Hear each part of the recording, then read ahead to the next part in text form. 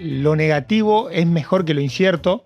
Hoy estamos en un mundo bastante incierto. Ya estábamos camino a ser el 1% de la producción mundial en términos de crudo, que antes ni siquiera existíamos en el mapa, o sea que no estábamos ni siquiera mapeados en la hoja de exportadores. Si uno trata de entender por qué esta inversión, básicamente está destinada a la construcción de infraestructura para la inteligencia artificial. Le gusta la volatilidad, obviamente a río revuelto, ganancia de pescadores, y tenés obviamente ese plus en el trade, capaz de los que saben o los que se arriesgan, toman una posición de riesgo.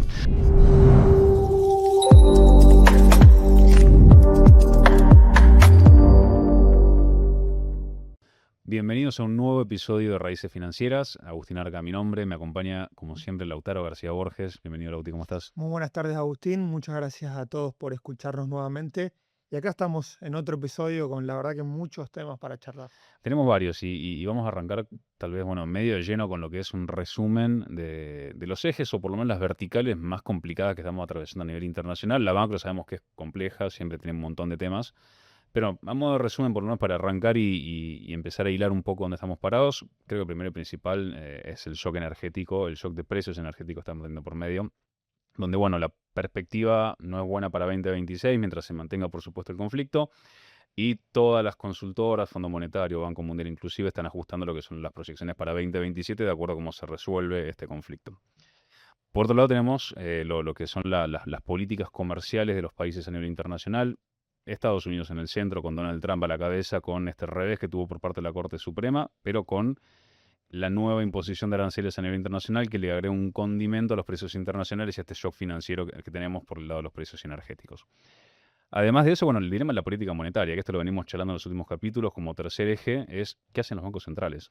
Y ahí empezamos con, que lo hemos dado por lo menos en las charlas mensuales que hablamos nosotros y en la charla con clientes, es cómo se empieza a complejizar las discusiones internas de los comités de la política monetaria interna de los bancos centrales. Es decir, recortamos tasas, mantenemos, incrementamos. Exactamente. Que decíamos que en el último tramo está ganando un poco el ala de incrementar tasas, de acuerdo a lo que sucede con el conflicto internacional.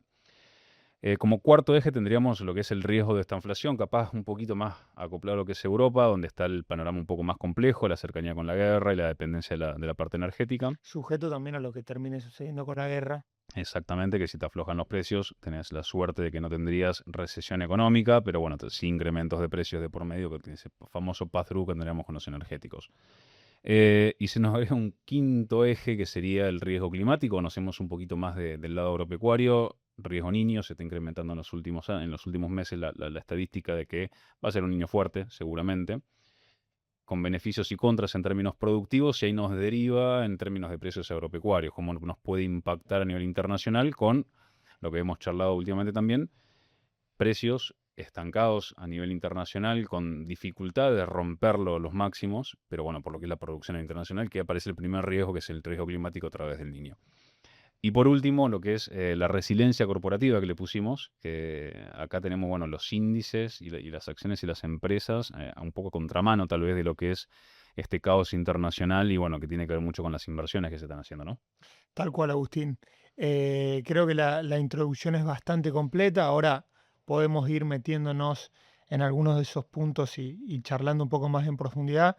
Creo que el mundo o la economía a nivel global está en una etapa de transición en la cual todavía tiene foco de conflicto sin resolver.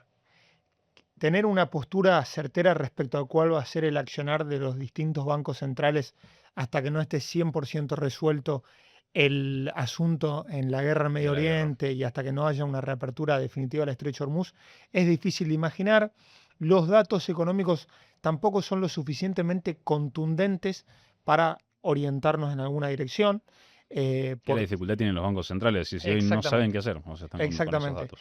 Los últimos datos me hacían pensar un poco en esta famosa frase de que a veces lo negativo es mejor que lo incierto.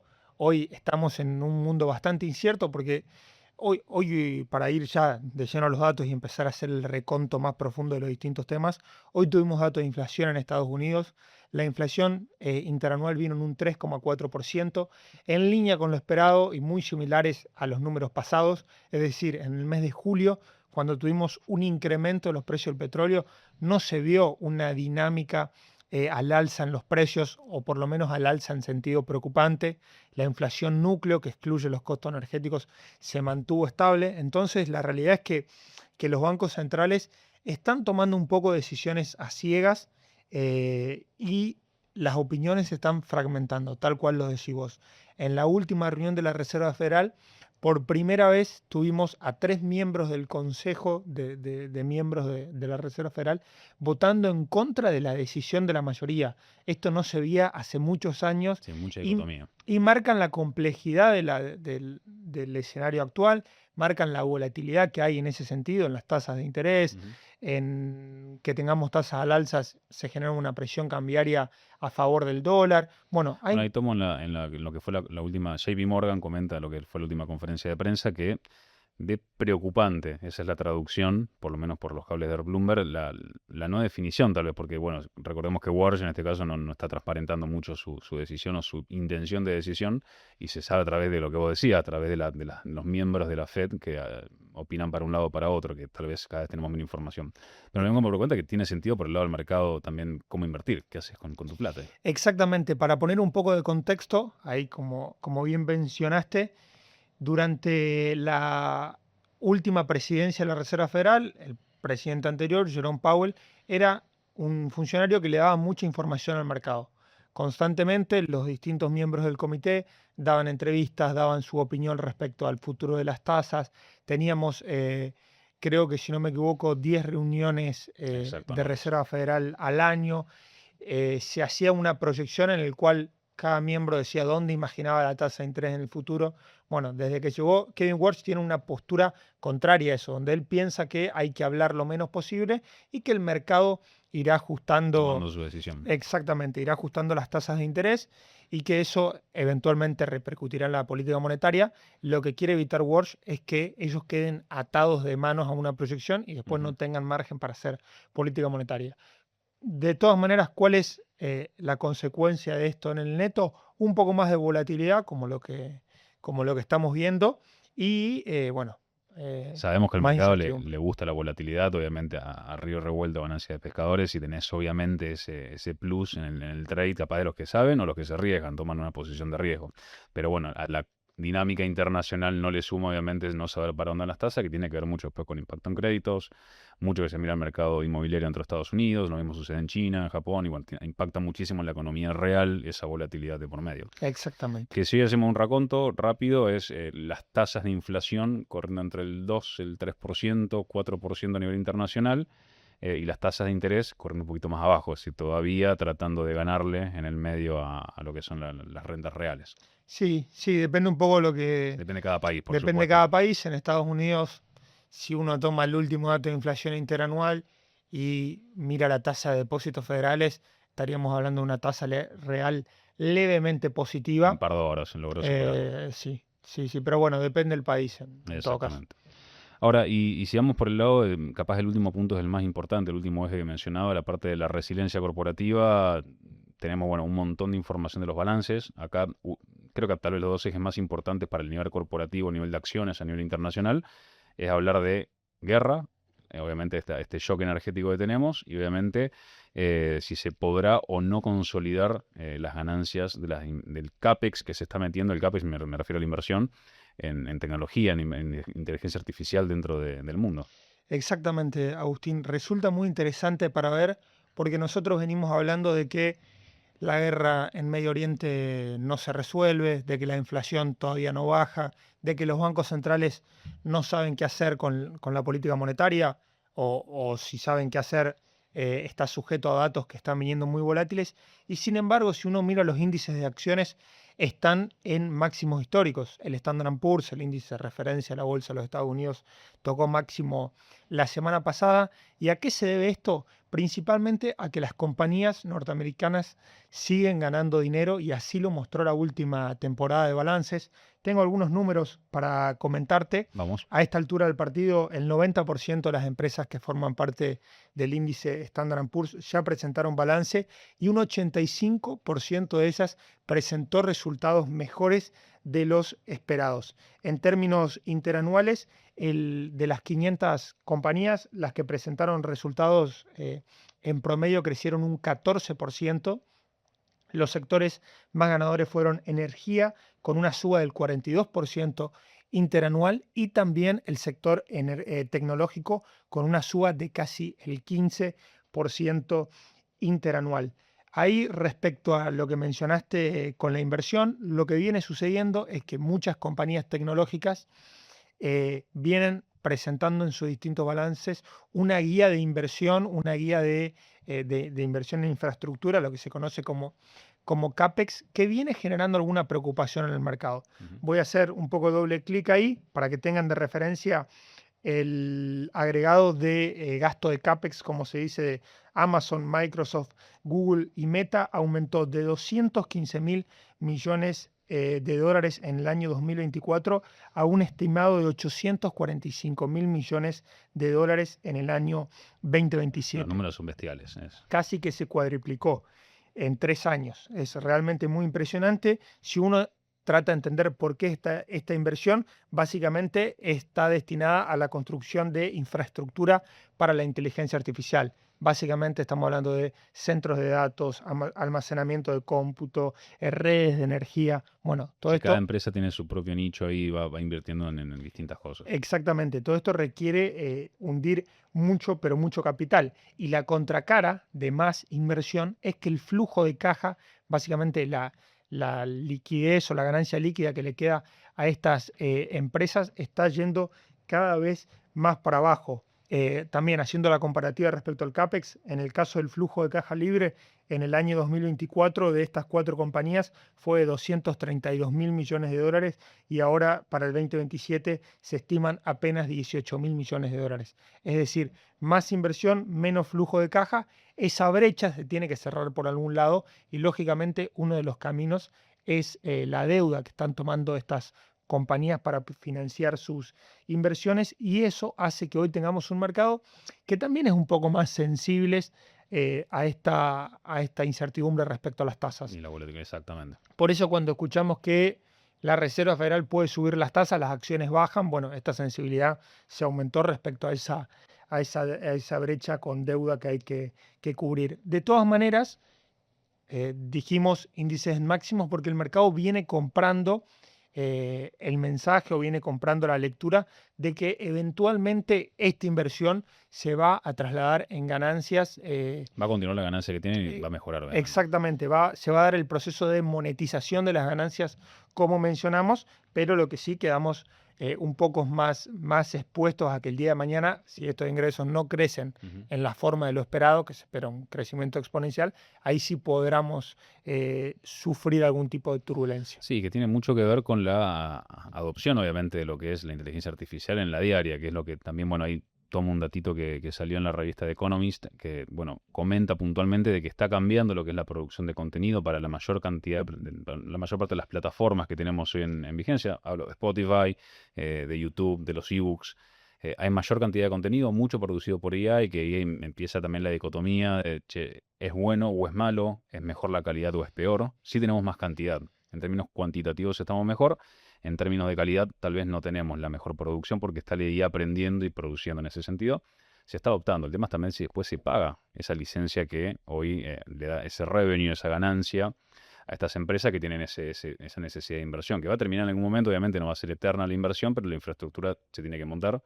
Que Argentina estuvo en algún momento también en vísperas de una inversión grande. Y que, bueno, tiene que materializarse después. Si no se materializa, lamentablemente la bolsa no va a tener ese más 10, más 12% que tiene hoy en Estados Unidos. Y que recordemos, lo mirábamos en la previa también, el índice Standard Poor's, el SPY que le decimos nosotros, está muy cerca ya de los máximos que se proyectaban al principio de año de 8.000 puntos. Hoy estamos arriba de 7.700. Y bueno, evidentemente ha logrado una muy buena performance en plena guerra todavía. Y eso, bueno, justamente genera esa resiliencia que le ponemos nosotros como título.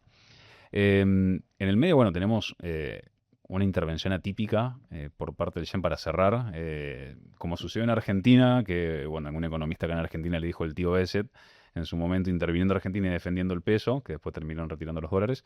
Sucedió lo mismo con el yen, ahora hace poco. Para defender el yen, recordemos la moneda más utilizada para lo que es el carry trade a nivel internacional, Y bueno, riesgo de este apalancamiento. La primera intervención que se da desde 1998, atípico, se hizo en parte con euros, con lo cual eh, se dio una defensa, es en contra de lo que es la moneda estadounidense, porque genera que no esté tan apreciado contra el yen puntualmente, que son las monedas más importantes del mundo. Sin embargo, evitaron que haya una venta de los bonos del Tesoro estadounidense de por medio para cubrir posiciones de los inversores japoneses o quienes tienen apalancado en yenes. Y bueno, fue una defensa por parte de Estados Unidos nuevamente para la estabilidad global, por lo menos por parte de lo que fue la Fed, en este caso hablando. Exactamente, Agustín. Pasando en limpio, vimos a una moneda japonesa que se venía depreciando. En ese momento, la decisión de Estados Unidos de intervenir para defender la moneda japonesa y, en este caso, interviniendo con euros. Dos respuestas a las posibles preguntas que me adelanto. ¿Por qué la intervención con euros? Básicamente para que no tengamos una pérdida del valor del dólar, que sería el caso análogo. Y también la pregunta de fondo, bueno, ¿por qué interviene Estados Unidos en estas operaciones de divisa? ¿Cuál es el objetivo de Estados Unidos de defender el yen? Bueno, básicamente el principal objetivo es que si Japón decidiera intervenir, básicamente para hacerse de liquidez, tendría que desprenderse de sus activos, y una de sus principales tenencias Son los treasuries. son exactamente los bonos del Tesoro de los Estados Unidos. Si para juntar capacidad de intervención Japón vendería esos bonos, eso haría que la tasa de los bonos largos de Estados Unidos suba, Subieron. y eso trae implicancias para la economía, porque en Estados Unidos muchos créditos, principalmente los créditos hipotecarios, bueno, tienen como benchmark esa tasa De referencia de los bonos. referencia de los bonos. Así que ahí está un poco la respuesta de por qué Estados Unidos interviene. Sí, indirectamente les sirve, es así. Exactamente. El riesgo contrario es que la intervención de Estados Unidos tiene que ser quirúrgica. ¿Por qué? Porque eventualmente una sobreapreciación del yen pondría en jaque lo que se conoce como carry trade a nivel internacional. Muchos inversores se toman deuda en Japón a tasas bajas en yenes y la colocan en otras inversiones que dan un mayor retorno, por ejemplo, inversiones en Estados Unidos. Bueno, ni hablar que el bono estadounidense ahora está tocando récord, 4.7% los bonos de referencia, y es una tasa atractiva, dependiendo de qué plazo miramos, por supuesto, porque tenés incertidumbre también. Exactamente, pero bueno, para cerrar esa idea, si tuviéramos una apreciación del yen muy elevada, seguramente se cerrarían posiciones de inversión en otros activos de riesgo y eso generaría seguramente una caída o una turbulencia sistémica a nivel internacional. Bueno, la intervención tiene que ser quirúrgica, por ahora dando algunos resultados modestos, pero va a ser para seguir a monitorear en las próximas semanas. Sí, que es muy parecido a lo que se dio en Argentina, que la verdad que fue muy puntual y después, bueno, fue no solo más una pauta del mercado, es decir, un indicador de decir hasta acá llega, es un techo. Bueno, cerrando, la verdad que, y yendo puntualmente con este último punto que mencionábamos, la inversión, la verdad que las compañías es enorme. Hay una proyección por parte de distintas consultoras, principalmente JP Morgan, estima para 2027 1.3 a 1.4 trillones de dólares de inversión. Es un número que es difícil de procesar. De todas las compañías. De todas las compañías a nivel internacional. Pero 1.3 a 1.4 trillones son millones de dólares en inversión, en hundir ese dinero para generar esa infraestructura que vos mencionabas. Y es un desafío enorme, creo que por lo menos en la era moderna en pocas ocasiones se ha dado, y la verdad que es un cambio de paradigma si realmente se consolida y proyecta bien para adelante. Y bueno, con esta macro y con esta guerra de por medio, esta crisis energética, la verdad que ha surfeado bastante bien, podríamos decir, el contexto, pero tiene desafíos de cara a futuro de la usabilidad, ¿no? Sí, 100%. Hay desafíos tanto en lo que refiere a cuánto los consumidores van a seguir gastando en estas tecnologías y después cuánto va a transformarse en un aumento de productividad sobre el resto de los sectores económicos, más allá de la demanda del consumidor final sobre ella. Exactamente. Bueno, si te parece, pasamos a Argentina, abordamos muchísimo el panorama internacional y tenemos de todo para hablar de nuestro país ahí. Sí, metámonos de lleno en nuestro panorama que quedan temas por charlar.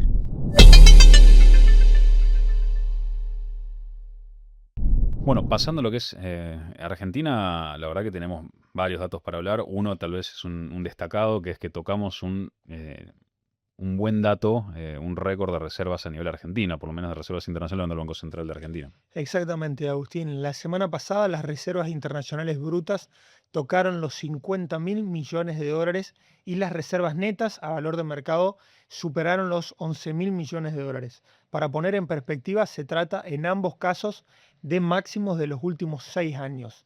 El principal factor que explica esta mejora en la foto de las reservas es el proceso de acumulación que viene sosteniendo el Banco Central, de que a pesar de que en los últimos meses, las últimas semanas, tuvimos un Venía flojo. poquito más de presión cambiaria y se redujeron las compras, estas compras no se frenaron y el Banco Central lleva más de 13.000 millones de dólares comprados en el año, superando tanto su propio objetivo como el objetivo acordado con el FMI.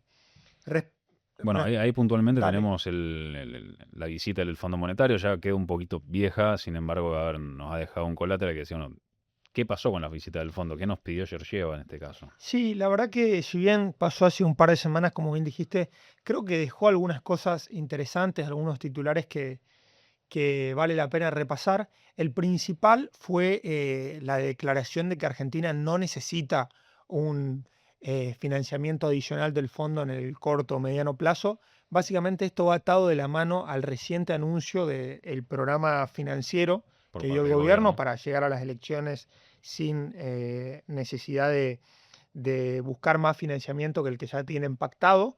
Sí, Eh, alguno nos diría, che, nos soltó la mano el fondo, sin embargo, bueno, tenemos que tener en cuenta que somos al que más les prestó y que más pesa en la hoja de balance del Fondo Monetario actualmente. Exactamente, Argentina ocupa una porción bastante significativa de la cartera del fondo.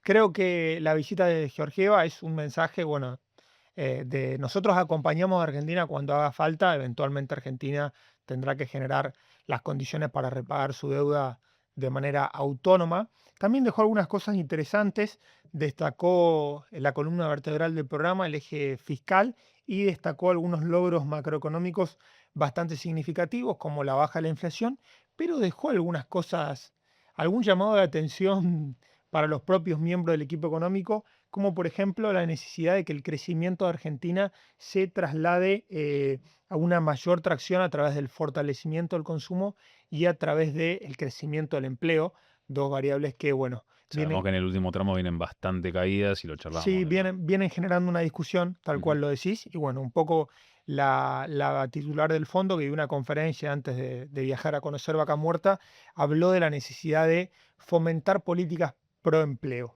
Bueno, ese es un dato, me acordé de la foto de Georgieva con el traje de IPF, que va a quedar anecdótica, histórica.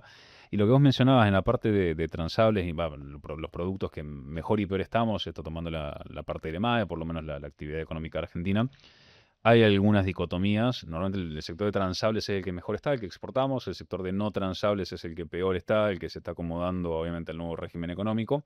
Sin embargo, entre lo que es transables, hay algunos sectores que se destacan, que es bancos principalmente y servicios financieros, que son los que están creciendo al margen de que el resto no. Y en la parte de no transables, bueno, los más golpeados ya sabemos, manufactura, textiles, construcción, que es la parte más Comercio. golpeada de comercio, donde, bueno, tenés esa necesidad de incrementar tu consumo interno, que también te va a derivar en incremento de tu PIB, de tu Producto Bruto Interno, y obviamente que después entra acción de recaudación, que va a ser un tema a futuro, que es este superávit fiscal, que es una de las anclas por parte del gobierno.